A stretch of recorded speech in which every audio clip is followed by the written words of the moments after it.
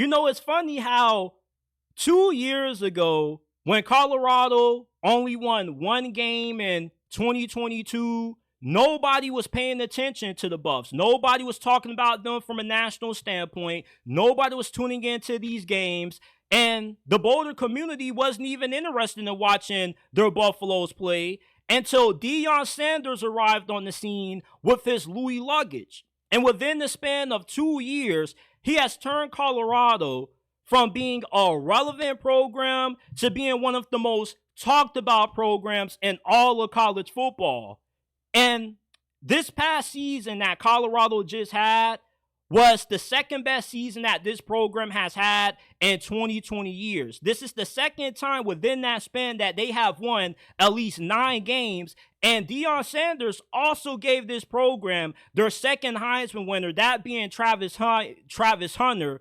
And yet, this was a program that at one point this season controlled their own destiny in terms of being able to make it to the Big 12 championship and also being able to make it to the college football playoffs, which nobody thought would have happened coming into this season. There were a lot of people that I saw on social media saying that this Deion Sanders experiment was going to flop in a massive way and Colorado wouldn't even make it to a bowl game. So they go from over exceeding the bare minimum expectations to all of a sudden overachieving completely and they're near getting to the Big 12 championship and almost winning 10 games for the first time in a very long time. And yet, you got folks out here that want to hate on Deion Sanders for winning at Colorado, for reviving a dead program, putting some soul into the community, and calling this team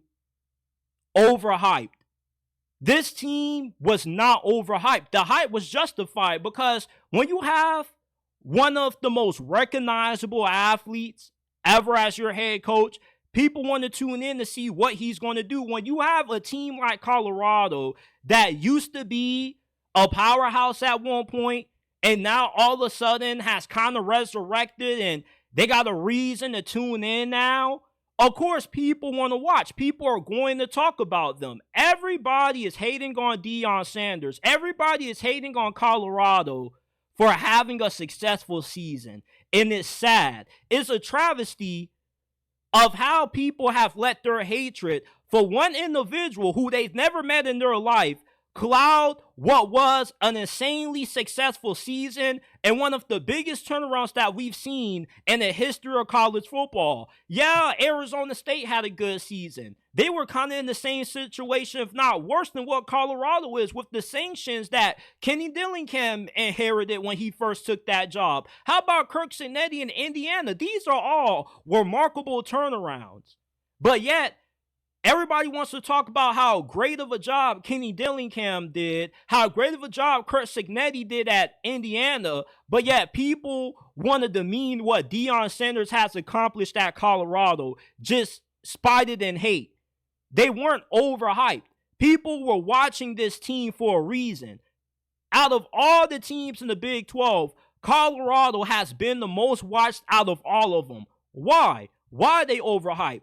Because you want to watch them to either root for them to win or root for them to lose. You were watching them because you wanted to see Deion Sanders on the sidelines, a Hall of Famer as a head coach, coaching at the collegiate level. You wanted to see if he actually was going to be able to turn this thing around. You wanted to watch his sons play because we don't really get to see situations like this where you have a head coach who gets to coach their sons and his sons are actually pretty good.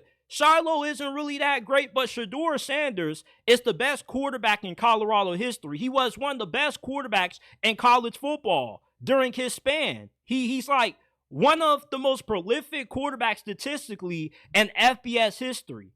You know, there were a lot of reasons for why the hype for Colorado was justified. And I think a better term to use to describe Colorado instead of being overhyped would be overhated. Because that's what Colorado is. People, for some reason, just can't get over their hatred for Deion Sanders to recognize what he has done for this sport. He's had a Taylor Swift impact on college football. You have people who never watched a lick of college football up until Deion Sanders took this Colorado job.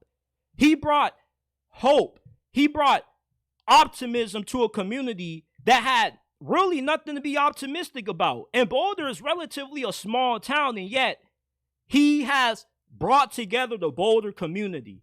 You had people who were packing the stadium, selling the stadium out to watch a freaking spring game. This brother went 9-5 at a school that just 2 years ago only won 1 game. They won 4 games his first season. They won 9 games this season. That's progress. But yet, you want to move the goalposts and say, well, they did in the Big 12. You do know that Colorado used to play in the Big 12, right? And they were ass. This is the best season that Colorado has had in a very long time in Big 12 conference play and overall. Just because they lose to BYU in a bowl game still doesn't demean how successful of a season this was for Deion Sanders in terms of turning this program around. Why do you think more high-rated transfers are coming to Colorado now? Because they recognize that this isn't a program that's playing for clicks. They're actually playing to win.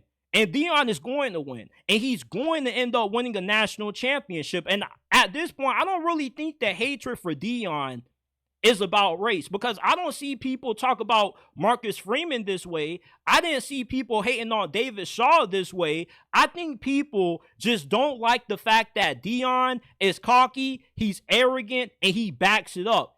He told y'all last year after they lost to Oregon, you better get him when he was down then, because that's the lowest that they're going to be. That's the lowest that he's going to be. And he was right.